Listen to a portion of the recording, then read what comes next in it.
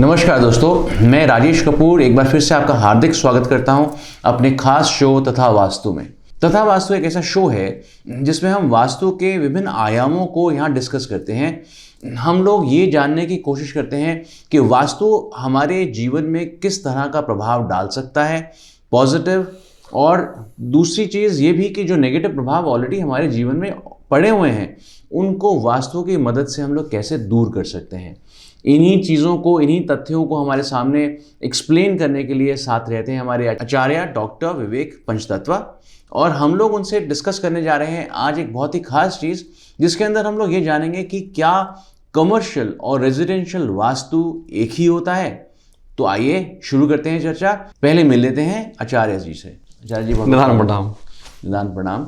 आचार्य जी, जो हम लोगों के पास सवाल आ रहे हैं और जिस तरीके की क्वेरीज मेल्स के थ्रू लोग हमारे पास भेज रहे हैं उसमें बहुत चर्चा में एक चीज़ आती है, वो ये कि पहली चीज़ तो मैं पूछ लेता हूँ कि क्या वास्तु एक एक्सपेंसिव विज्ञान तो नहीं, कहीं ऐसा तो नहीं कि वास्तु कराते हुए उनका बैंक बैलेंस ही खाली हो जाए। देखिए, हो क्या गया है कि पहले के समय में बिल्डिंग्स या भवन बनते ही वास्तु के आधार पे थे। वास्तुविद जो आर्किटेक्ट कहलाया जाता है अंग्रेजी में, वो बनाते ही उसी तरीके से थे कि एनर्जी चैनलाइज रहे, है ना। अब आज के समय में क्या हो गया है कि अब छोटे से स्पेस में और बड़ा सारा उसके अंदर हमने यूटिलिटी निकालनी है, तो उसके हिसाब से फिर कुछ भी कहीं भी बन जाता है और कोई भी इस बात का ख्याल नहीं रखा जाता कि किस तत्व का कहाँ स्थान है, उसको कहाँ रखना चाहिए, उससे एनर्जी किस तरीके से डी चैनलाइज हो सकती है, उसको हम कैसे मेंटेन रखें कि चैनलाइज रहे और रहने वाले को उसका फ़ायदा मिले। इसके अंदर एक्सपेंसिव जहाँ तक सवाल है कि जब वो आते परेशानी में है, जो थोड़ा बहुत एक्सपेंस होता है वो तो होता ही है, लेकिन ऐसा कोई एक्सटेंसिव एक्सपेंस नहीं है कि जी पता लगा आपका 50 लाख का घर है और हमने 10 लाख रुपए और उसमें फूकवा दिए, तो फिर फ़ायदा क्या हुआ। इससे तो आदमी नए घर ले लेता, हम बताए तो भाई घर ही शिफ्ट कर लें। तो इस तरीके का कोई उसके अंदर इतना एक्सपेंस नहीं होता है। हाँ, थोड़ा बहुत जो एक्सपेंस होता है कंसल्टेंट की फीस का और उसमें रेमेडीज जो बताई जाती हैं वो तो एक लाजमी सी चीज़ है। हाँ, और वो ज़्यादातर रेमेडीज हम ना बिल्कुल नेचुरल बताते हैं जिससे आदमी ज़्यादा से ज़्यादा प्रकृति के साथ जुड़ सके। बहुत बढ़िया। तो दोस्तों, एक्सपेंसिव नहीं है, हाँ, लेकिन ये है कि यदि हम लोग उसको टाइमली इम्प्लीमेंट कर लें तो डेफिनेटली और कॉस्ट भी सेविंग हो सकती है।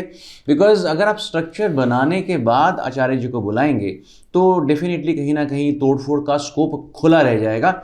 वो अवॉइड करना चाहते हो तो एक बार आप जब शुरू कर रहे हैं अपना प्रोजेक्ट तो तभी याद कीजिएगा। आचार्य जी के नंबर्स यहाँ लगातार हम लोग फ्लैश कर रहे हैं, आप नोट कीजिए और उनसे जुड़िए। आचार्य जी, एक तो ये बात हो गई कि एक्सपेंसिव इतना नहीं होता, लेकिन साथ ही में ये चीज़ें भी हैं कि मान लीजिए कोई स्ट्रक्चर बना हुआ है तो उस केस में कुछ आप यंत्र वगैरह जो है सजेस्ट करते हैं, तो उनकी क्या कॉस्ट रहती है और क्या वो चीज़ें जो हैं कितनी इफेक्टिव रहती हैं उतनी ही? देखिए, पहली बात जो आपका लास्ट का प्रश्न है, इफेक्टिव ही रहती है, इसीलिए हम सजेस्ट करते हैं जी, क्योंकि वास्तु अपने आप में क्या है कि नॉन मैनिफेस्ट एनर्जी को मैनिफेस्ट करना हो, वो रेमेडीज के द्वारा हम करते हैं। नॉन मैनिफेस्ट एनर्जी क्या है कि जो ऊर्जा खराब हो गई है उस खराब ऊर्जा को हम रेमेडी से ठीक करके फिर आपको वो मिले, वो मैनिफेस्टेशन हम रेमेडीज के द्वारा करते हैं। फिर आप कह रहे हैं कि जी रेमेडीज एक्सपेंसिव, मैं समझता हूँ हम जो ज़्यादातर रेमेडीज बताते हैं वो प्रकृति से जुड़ी हुई होती हैं, पेड़ पौधे, रंग, खुशबू। अब आप बताइए, पेड़ पौधे, रंग, खुशबू कितनी महंगी आते होंगे जी। जो महंगी से महंगी चीज़ जो होती है वो भी बहुत अफोर्डेबल होती है। एक वास्तु यंत्र होता है जो कि पर 2000 स्क्वायर फीट में एक यंत्र लगता है। अब जितनी बड़ी बिल्डिंग होती है उतने हमें वास्तु यंत्र उसमें लगाने होते हैं। अगर आपका घर ही अगर 1700 स्क्वायर फीट का, 1800 स्क्वायर फीट का, बिलो 2000 स्क्वायर फीट है, एक वास्तु यंत्र काफ़ी होता है। वो यंत्र का काम है कि वो नेगेटिविटी को पूरा एब्जॉर्ब कर लेता है और जो बाकी हमने छोटी छोटी चीज़ें बताई, जो कार्य बताए, उससे पॉजिटिविटी जनरेट होती है। चलिए, अगर हम वास्तु यंत्रों की बात कर ही रहे हैं तो इसमें जैसे आपने बताया कि नेगेटिविटी एब्जॉर्ब कर लेता है, तो एक बड़ी वाइड स्पेक्ट्रम के अंदर आपने चीज़ बता दी। अगर मैं आपसे बारीकी से पूछूं कि क्या इससे पैसे की वृद्धि भी होगी, क्या इसी यंत्र के साथ ही हमारे को दिमागी शांति भी मिलेगी, तो क्या ये एक यंत्र सभी आयामों के लिए काम करता है? देखिए, मैंने अभी बताया कि वास्तु यंत्र नेगेटिविटी एब्जॉर्ब करता है जी, पॉजिटिविटी नहीं देता है। अच्छा। तो वो नेगेटिविटी एब्जॉर्ब कर लेगा सारी की सारी। पॉजिटिविटी कैसे आएगी? जो बाकी और कार्य हमें करने घर के अंदर, अगर हमने बोला है कि ये पेड़ यहाँ पे लगाना है, या खुशबू यहाँ लगानी है, या रंग यहाँ पे लगाना है, या फिगर यहाँ पे लगानी है, और घर में रोज़ इस तरीके से पोंछा लगाना है, सफाई रखनी है, या घर में आपने फैला के रखा हुआ है उसको समेट के रखना है, तो ये ऐसे काम है कि रोज़मर्रा में आप कर सकते हैं जी। उसमें कोई इतनी बड़ी चीज़ नहीं है, और वो अगर आप काम करेंगे तो पॉजिटिविटी आएगी। अब जहाँ तक सवाल आप कह रहे हैं कि धन, मैं कह रहा हूँ उससे धन, समृद्धि, ज्ञान, बुद्धि, शांति सब कुछ अपने आप आएगी। अच्छा, ये मेरे को बहुत एक हैरानी करने वाली चीज़ लगती है कि यदि हमारी किस्मत में धन लिखा ही नहीं है तो वास्तु यंत्रों से या वास्तु के करवाने से धन की प्राप्ति ये कैसे संभव है? देखिए, पहली बात हम थोड़ा सा समझ लेते हैं किस्मत हम किसे कहते हैं जी। जिसे हम भाग्य कहते हैं, किस्मत कहते हैं, लक कहते हैं, फेट कहते हैं। किस्मत वो है जो हमने पीछे कुछ बोया है और आज हमारे सामने खड़ा है काटने के लिए। अब काटेंगे तो वही जो आज हम बो के आए हैं जी। ठीक है ना। पुरानी कहावत है कि कर नहीं करे तो क्यों करे और करके क्यों पछताए, पेड़ बोए बबूल के तो आम कहाँ से पाए। अब बबूल ही बोया तो मिलेगा बबूल, लेकिन जब हम कुछ इस प्रकार की चीज़ें करते हैं, वास्तु की जैसे रेमेडीज़ हो गई या और बहुत सारी जैसे एस्ट्रोलॉजिकल रेमेडीज़ हो गई, बहुत से लोग फेंगशुई से भी रेमेडीज़ करते हैं, न्यूमरोलॉजी से भी करते हैं, कई सारी चीज़ों की अपनी अलग अलग रेमेडीज़ के तरीके हैं। जब हम ये चीज़ें करते हैं तो हम क्या करते हैं, हम एक लर्निंग लेते हैं कि जो अब है, मैं हमेशा कहता हूँ लोगों से, और मैं आपके माध्यम से दर्शकों को कहना चाहूँगा, आप जीवन में एक नियम बना लें, जो है पहले उसे स्वीकार कर लें जी। कि ये है। अब इसका हम क्या बेस्ट यूज कर सकते हैं, वो लर्निंग है। और वो लर्निंग किससे आती है? ज्ञान से, बुद्धि से, आपकी स्मृति यानी याद रखने की शक्ति से, रिमेम्बरेंस से। वो शक्ति आपकी जब एनहांस होती है इन सब चीज़ों के प्रभाव से, ऊर्जा के प्रभाव से, तब आप वो कार्य करना शुरू करते हैं कि बबूल से भी आप पैसा कमा सकते हैं। बहुत खूब, बहुत खूब। इससे बहुत लोगों को काफ़ी उत्साह मिलने वाला है। अच्छा आचार्य जी, हम लोग अक्सर बात करते हैं वास्तु की कि हम सोएं किस दिशा में, हमारी सेहत पे क्या असर पड़ रहा है। तो हम लोग कभी ये बात नहीं करते कि जैसे कि नौकरी नहीं मिल रही किसी को, वो किन फैक्टर्स में, पहली बात तो एस्ट्रोलॉजी डेफिनेटली काम करती है यहाँ पे, लेकिन नौकरी नहीं मिल रही किसी को, इसके लिए परेशान है, या फिर धन लाभ नहीं होता। मतलब ये कि धन तो अर्जित होता है लेकिन उसको बचाने का क्षमता जो है वो कमज़ोर है बहुत। क्या इसके अंदर भी वास्तु का कोई कारण है? बिल्कुल होता है। देखिए क्या होता है कि जब हम धन की बात करते हैं, हम धन को हमारे शास्त्रों में हम लक्ष्मी के नाम से हम जानते हैं, और लक्ष्मी केवल धन नहीं है, लक्ष्मी अष्ट स्वरूप है, अष्ट लक्ष्मी हम कहते हैं। उनके धन के उनके 8 स्वरूप हैं अलग अलग, वो सब धन कहते हैं। जैसे जो हम पैसा होता है उसको धन कहते हैं, हमारे जो संतान होती है उसे हम संतान धन कहते हैं, जो हमारे वाहन होते हैं उसे हम गज धन कहते हैं। इस प्रकार से हमारा वीर धन होता है। सब ये 8 अलग अलग स्वरूप हैं माँ लक्ष्मी के। जो हमारा भोजन है उसे हम धान्य कहते हैं। तो सब चीज़ों का जोड़ हमारे जो रहने का स्थान है उसमें अगर किसी जगह पर कोई कमी है तो ना वो किसी न किसी उस धन के स्वरूप पर हानि पहुंचाती है, और अगर वहाँ पर हानि पहुंच रही है तो वो कहीं ना कहीं हमारे कार्यों को रोक रही है, हमारी वृद्धि को रोक रही है, हमारी शांति को रोक रही है। आपने कहा कि नौकरी लोगों को नहीं मिल पाती है। बिल्कुल ऐसा कई बार होता है कि घर में कोई स्थान, जैसे किसी का नॉर्थ ईस्ट खराब है या साउथ ईस्ट खराब है, और वो खुद रह भी एक ऐसे स्थान पर रहे हैं जहाँ पर उनके शरीर में आलस्य ज़्यादा बढ़ रहा है, तो वो कहीं ना कहीं उनको हिंड्रेंस क्रिएट करता है कि नौकरी ना मिले या काम ना चले या उनको प्रॉफिट ना हो और धन में फ़ायदा ना हो। अच्छा, तो ऐसे में क्या करना चाहिए? ऐसे में बिल्कुल जी वास्तु कंसल्टेंट को बुलाना चाहिए, दिखाना चाहिए, समझना चाहिए कि कहाँ से वो वृद्धि रुकी हुई है और किन रेमेडीज़ को करने से वो आपको रास्ता खुल जाए, जो आपको फ़ायदा मिल जाए।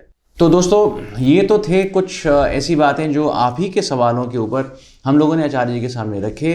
अब वक्त हो चला है एक ऐसे एक्सपर्ट को यहाँ बुलाने का जो अपनी फील्ड के अंदर तो बहुत महारत हासिल कर चुके हैं, और ऐसे एक्सपर्ट्स को हम लोग आचार्य जी के साथ में क्यों बिठाते हैं ये भी मैं आपको बता दूँ।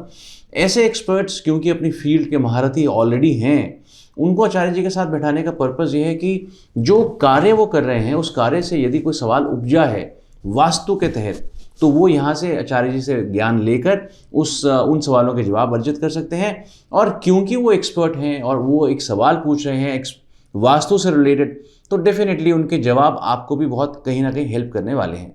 तो आइए मिलते हैं अपने एक्सपर्ट से, लेकिन उनको मिलाने से पहले आइए उनके बारे में कुछ जानते हैं एक छोटी सी एवी के द्वारा।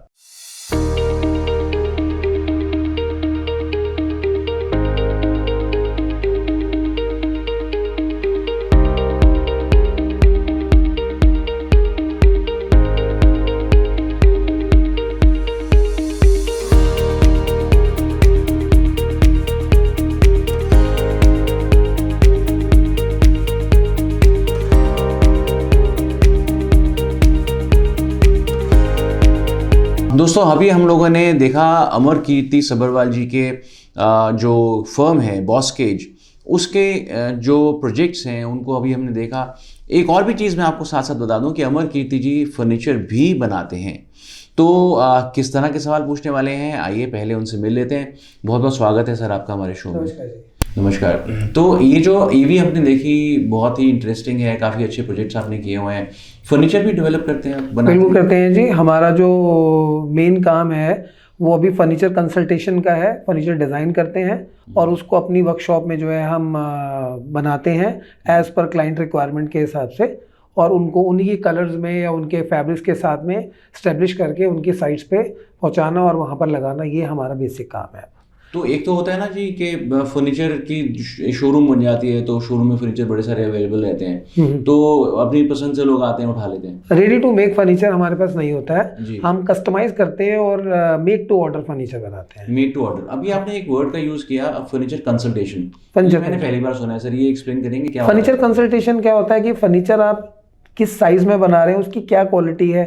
आज किसी क्लाइंट को आप फर्नीचर देते हैं, वहाँ पर इंटीरियर में उनकी ओक वुड यूज़ हुई है, और आपके पास मार्केट में जाते हैं तो ओक वुड से रिलेटेड सेम कलर में जो है आप नहीं दे रहे हैं, मिल नहीं रहा है फर्नीचर सेम कलर में, तो हम उनको सेम फर्नीचर बना के देंगे, सेम कलर में बना के देंगे, और उनको कंसल्टेशन भी देंगे कि इनके कलर के साथ कॉन्ट्रास्ट में क्या क्या कलर जाने चाहिए, क्या क्या कलर होने चाहिए, उसमें क्या मेटल का यूज़ होना चाहिए, या उसमें आप किस तरह के कलर्स मेटालिक में यूज़ कर सकते हैं, या किस टाइप के फैब्रिक यूज़ कर सकते हैं। That is furniture consultant. बहुत ही बढ़िया। तो इसका मतलब ये भी हुआ कि जैसे कोई किसी ने अपना जगह तैयार कर ली है, तो और उसके कॉन्टूर्स जो हैं जगह के, उसके हिसाब से भी आप मोल्ड कर देते होंगे। बिल्कुल जी, बिल्कुल। ये तो बहुत साइज के हिसाब से चीज़ बन जाती है, साइज के हिसाब से फर्नीचर की जो भी मॉड्यूल्स हैं वो रेडी होते हैं। मेक टू ऑर्डर फर्नीचर है।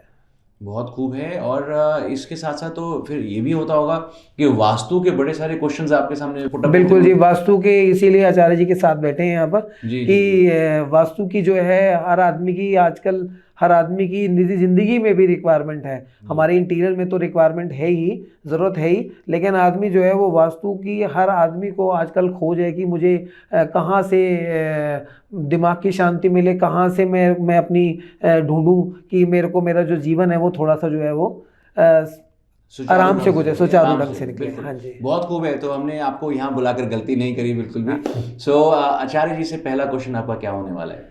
मेरा देखिए यही होना है। सबसे पहला क्वेश्चन तो यही है कि जो रेजिडेंशियल और कमर्शियल जो प्रॉपर्टीज़ होती हैं, जैसे कुछ संस्थान रेजिडेंशियल हैं, हम तो दोनों ही करते हैं, रेजिडेंशियल भी करते हैं और कमर्शियल भी करते हैं, दोनों में वास्तु क्या सेम रहता है, या दोनों के वास्तु की जो दिशा का ज्ञान होता है या दिशाएं होती हैं, या उसमें सामान रखने की जगह, फर्नीचर प्लेसमेंट्स की जगह वो अलग अलग होती हैं?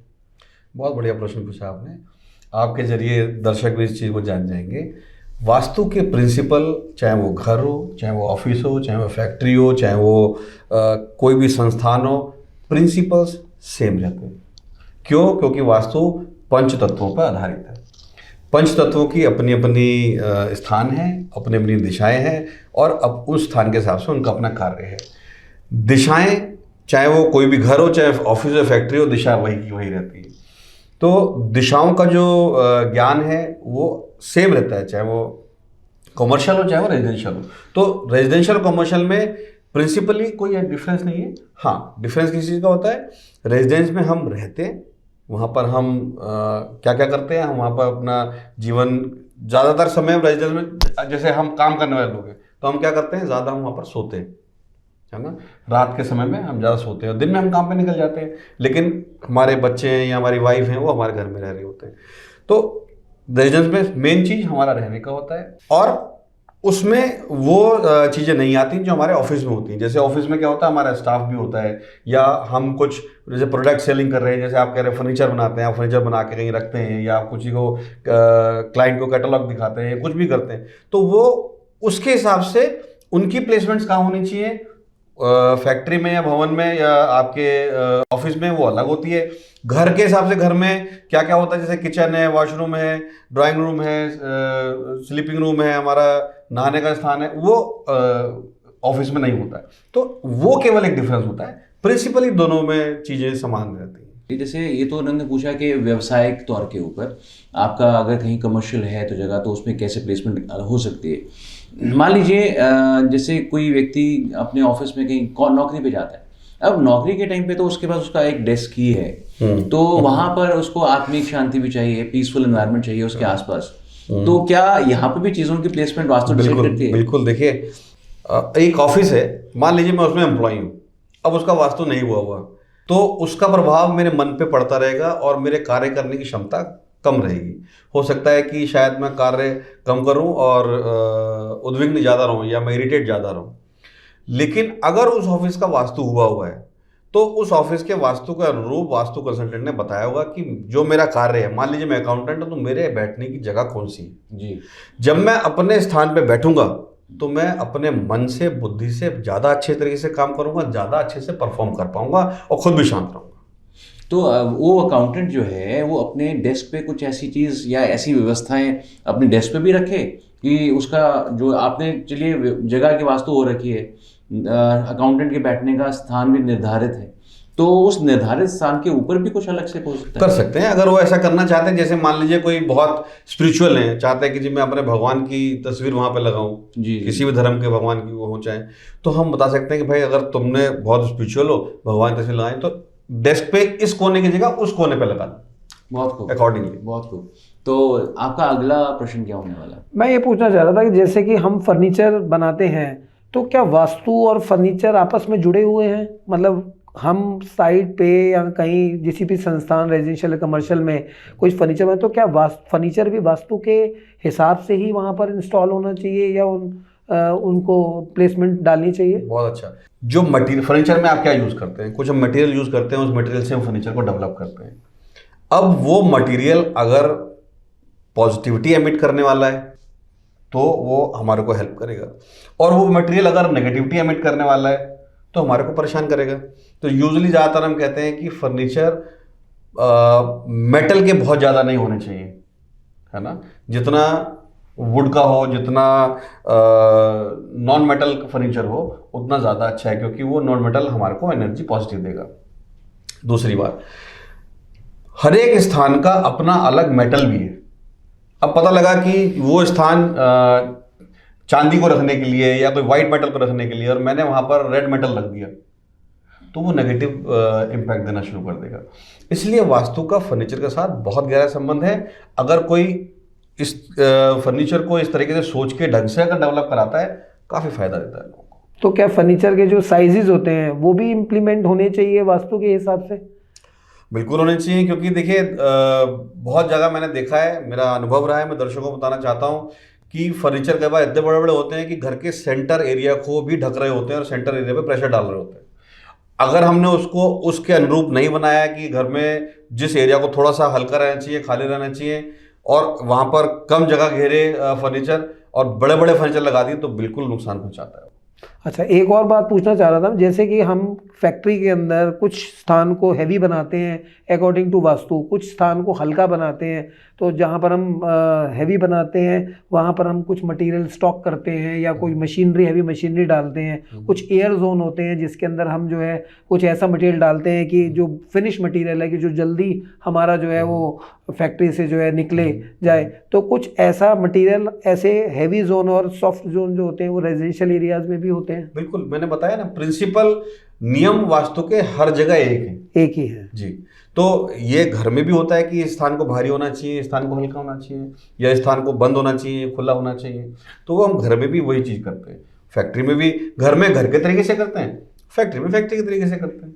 जिस हिसाब से अभी आपने बताया कि मेटल के फर्नीचर कम होने चाहिए, लकड़ी के फर्नीचर या कुछ और उसमें ज़्यादा इस्तेमाल होना चाहिए क्योंकि लकड़ी पॉजिटिविटी जो है वो ज़्यादा क्रिएट करती है, तो क्या कुछ कलर्स या पॉलिश के कलर्स भी ऐसे होते हैं जो वास्तु को प्रभावित करते हैं? बिल्कुल। देखिए, वास्तु का और रंग का आपस में बहुत गहरा संबंध है। हर एक दिशा का अपना एक रंग है। हर एक दिशा में अगर वो रंग नहीं है तो नेगेटिविटी देगा, और वो रंग जरूरत से ज़्यादा है तो भी नेगेटिविटी देगा, और उसकी जगह कोई उसका रिवर्स कलर है तो वो तभी परेशानी देगा। तो इस चीज़ को बैलेंस करना वो वास्तु के नियम के अनुसार ही होना चाहिए। तो ये काम हमारा इंटीरियर से पहले करने से पहले कलर सिलेक्शन होना चाहिए या बाद में भी हम कर सकते देखिए जी, हैं? पहले कर लेंगे तो बहुत ही अच्छी बात है कि बाद में परेशान नहीं होना पड़ेगा। हाँ। अब बाद में परेशान होके आएंगे तो फिर हमें कुछ रेमेडी बताएंगे। और मैं दर्शकों को आपके माध्यम से बता दूं, रेमेडी का मतलब, रेमेडी होता है, ये आप जाने, रेमेडी का मतलब पूर्णता कुछ नहीं होती है। मतलब इसका मैं आपको बताता हूँ, मेरी आंख है, खराब है तो खराब है, अब रेमेडी क्या करें, चश्मा लगा लिया तो चश्मा रेमेडी है, पर आंख मेरी स्वस्थ नहीं है। बिल्कुल, ये आप समझें, ये प्रिंसिपल हर जगह लागू होता है। रेमेडी कर देंगे, इलाज हो जाएगा, पर वो पूरी तरीके से आप कहो जी वो ठीक होके काम करे 100%, ऐसा कभी नहीं होता। तो इस हिसाब से तो ये हो गया कि अगर स्ट्रक्चर किसी का बन गया है तो उसका तो कभी वास्तु सही हो ही नहीं सकता। वही मैं बता रहा हूँ ना, वास्तु सही नहीं होगा, लेकिन रेमेडी से क्या होगा, जो उसकी नेगेटिविटी है वो खत्म हो जाएगी, कुछ चीजें हम पॉजिटिविटी के लिए ऐड कर देंगे तो वो सपोर्ट सिस्टम एक डेवलप हो जाएगा। जैसे आचार्य जी ने समझाया कि पूर्ण रूपेण जो है वास्तु का बेनिफिट आप नहीं ले पाएंगे, लेकिन यदि आप उसमें कुछ रेमेडीज करते हैं तो वास्तु की जो बुरी चीजें हैं वो तो नहीं पड़ेंगी, लेकिन हाँ वास्तु उसको जो है कहीं और ज्यादा बिगड़ने भी नहीं परफेक्टली करेक्ट नहीं होगा, लेकिन ये है कि वो डाउन साइड नहीं जाएगा, अप साइड नहीं जाएगा, बहुत अप साइड नहीं जाएगा, तो बिल्कुल डाउन साइड भी नहीं जाएगा। एक चीज और आचार्य जी मैं पूछना चाह रहा था आपसे कि अब ये स्ट्रक्चर तो या वास्तु वालों को बुलाने के लिए या वास्तु कंसल्टेशन हमें तब लेनी चाहिए जब हमारा स्ट्रक्चर जो है बन रहा हो, और क्या वास्तु और मेडिटेशन, क्योंकि हर आदमी घर बना रहा है शांति के लिए, अपने जीवन को सही करने के लिए, अच्छे रहन सहन के लिए, तो क्या वास्तु और मेडिटेशन, क्योंकि आने वाले समय हर आदमी कहता है कि मेडिटेशन कीजिए अगर आपको अपना जीवन सही करना है या अपना दिनचर्या ठीक करनी है तो मेडिटेशन करिए, तो क्या वास्तु और मेडिटेशन भी एक सिक्के के दो पहलू हैं? मेडिटेशन एक अलग, ध्यान एक अलग चीज़ है, वास्तु हमारे रहने का स्थान है।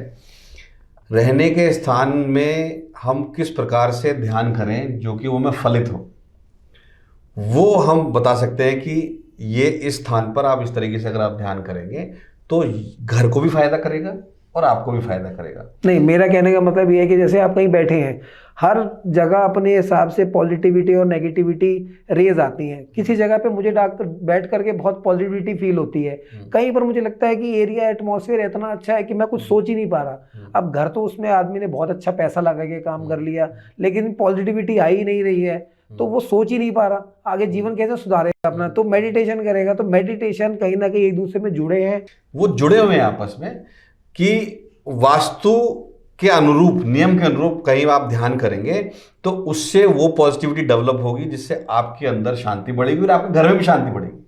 तो वो वास्तु के साथ जुड़ा हुआ है, वो एक हिस्सा है वास्तु के अंदर बताने का। अब जैसे मैं दर्शकों को बता भी दूं, मेरी किताब आ गई है और वो ध्यान के ऊपर ही है, आत्मिक्षा के नाम से। उसके अंदर भी मैंने बताया कि ध्यान किस तरीके से किया जा सकता है और कैसे कर सकते हैं जिससे कि आपको ज़्यादा से ज़्यादा फायदा मिले। और वास्तु के अनुरूप वो नियम क्या है कि हम अगर घर के नॉर्थ ईस्ट में बैठ के ध्यान करते हैं तो वो हमारे घर को भी पॉजिटिव ऊर्जा देता है और हमें भी पॉजिटिव ऊर्जा देता है। नॉर्थ ईस्ट मतलब कि जहां पर वास्तु पुरुष का सर है, जो हमेशा पॉजिटिविटी क्रिएट करता है। बिल्कुल। तो दोस्तों, समय हो चला है आपसे इजाज़त लेने का। आपने देखा होगा कि इस सेट के ऊपर बैठे बैठे भी कितनी एनर्जीज यहाँ पे जनरेट हो जाती हैं। अमरकीर्ति जी के सवाल भी कुछ बहुत ही बेहतरीन थे, उम्मीद है आपको उनसे बहुत लाभ मिला होगा, और आचार्य जी के आंसर्स तो हमेशा सटीक होते ही हैं।